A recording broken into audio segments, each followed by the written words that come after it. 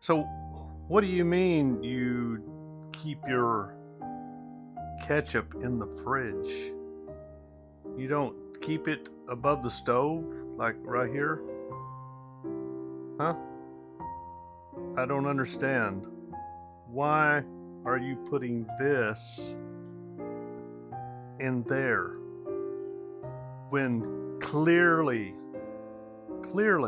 you can see it sits right here inside this cabinet above your stove? Some of you I don't understand. I'm trying to comprehend why that you would put it in here. Huh? What?